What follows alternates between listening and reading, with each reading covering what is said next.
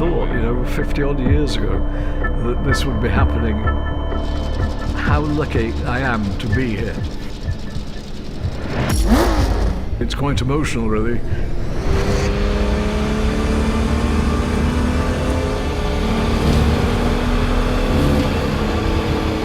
I raced back in the old days at Le Mans in 1967, when there were no barriers, just roads through the countryside. Public roads that we used every day.